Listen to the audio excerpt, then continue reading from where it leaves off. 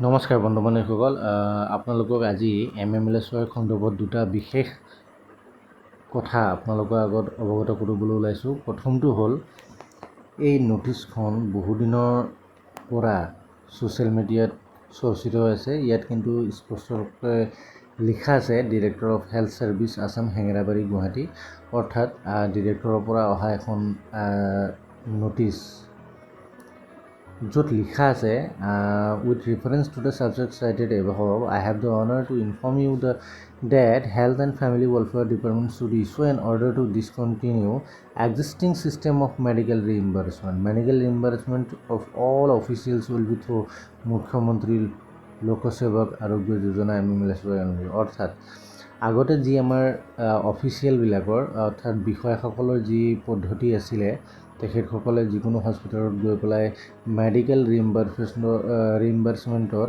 যি আগৰ পদ্ধতিবিলাক আছিল, সেই পদ্ধতিটো চেঞ্জ কৰি এতিয়া অফিচিয়েলৰ কাৰণেও আমাৰ বিষয়াসকলৰ কাৰণেও সেই একেই MMLSYৰ আণ্ডাৰত তেখেতসকলে ইয়াৰ সুবিধা লাভ কৰিব পাৰিব। অৰ্থাৎ অসমত যিকোনো কৰ্মচাৰী বা যিকোনো বিষয়া নহওক কিয়, সকলোৱে এতিয়াৰ পৰা MMLSYৰ অধীনত যি আমাৰ মেডিকেলৰ সুবিধা আছে সেইখিনি গ্ৰহণ কৰিব লাগিব।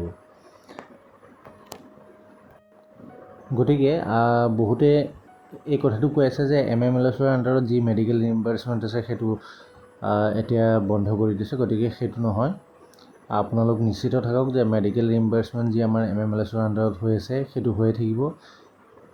আৰু যিসকল বিষয়া কৰ্মচাৰী সকলো সেই একে MMLSYৰ আওতাত আহিব। গতিকে এই সন্দৰ্ভত এই এখন বিশেষ নিৰ্দেশনা, গতিকে আপোনালোকে বিভ্ৰান্তিত নপৰিব।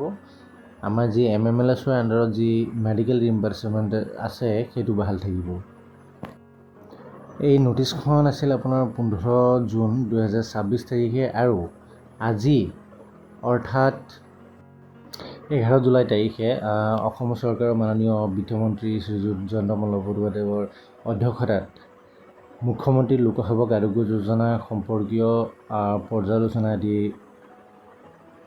আজি অনুষ্ঠিত হয়। আৰু সেই বৈঠকত হয়তো আমাৰ কৰ্মচাৰীসকলৰ বাবে মেডিকেল যি আমাৰ কেছলেছ ট্ৰিটমেণ্ট আছে বা আমাৰ যিখিনি এম্পেলেণ্ট হস্পিটেলবিলাক আছে সেইখিনি যাতে অধিক সুলভ হয়, সেই বিষয়ে যাতে বৈঠকত আলোচনা হয় তাৰে কামনা কৰিছোঁ। আৰু হয়তো আগতে আমাৰ যিখিনি মেডিকেলৰ সুবিধা অৰ্থাৎ কেছলেছ ট্ৰিটমেণ্টৰ যিখিনি সুবিধা বা এম্পেলেণ্ট হস্পিটেলবিলাক আমাৰ অকল গুৱাহাটীতে সীমিত আছিলে। গতিকে হয়তো আগন্তুক দিনত সেইটো অন্ততঃ জিলাই জিলাই এখনকৈ হ'লেও কেছলেছ ট্ৰিটমেণ্টৰ সুবিধা থকা এখন হস্পিটেল যাতে চৰকাৰে সুবিধা কৰি দিয়ে তাৰে কামনা কৰিছোঁ। আৰু আমাৰ কৰ্মচাৰী পৰিষদসকলে এই দাবীটো উত্থাপন কৰিব লাগে যাতে জিলাই জিলাই অন্ততঃ এখন বা দুখন আমাক কেছলেছ ট্ৰিটমেণ্ট কৰিব পৰাকৈ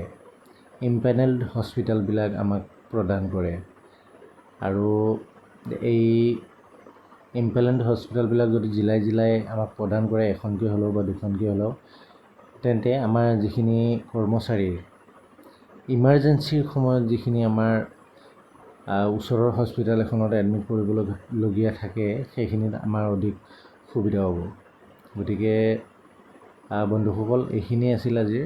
মই যিকোনো দুটা বিষয়ত মই আপোনালোকক কথাখিনি দাঙি ধৰিলোঁ, যিহেতু আপোনালোকৰ মনতো বিভ্ৰান্তিৰ সৃষ্টি হৈছিল চাগে যাতে মেডিকেল ৰিইম্বাৰ্চমেণ্টৰ যিখিনি পদ্ধতি সেইখিনি চৰকাৰে বন্ধ কৰি দিছে। গতিকে আপোনালোকে চিন্তা কৰিব নালাগে, মেডিকেল ৰিইম্বাৰ্চমেণ্টৰ পদ্ধতিটো কেতিয়াও বন্ধ কৰা নাই। MMLSYৰ আণ্ডাৰত যিখিনি আমি ক্লেইম কৰিব লগা থাকে সেই ক্লেইমখিনি আপোনালোকে কৰিব পাৰে।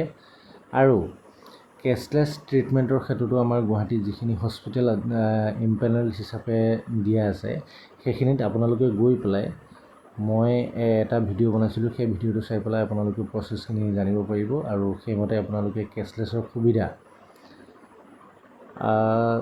অতি সহজভাৱে আপোনালোকে ল'ব পাৰিব।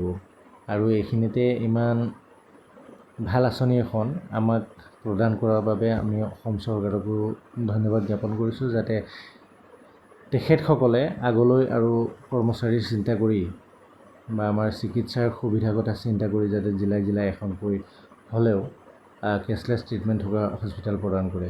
ধন্যবাদ।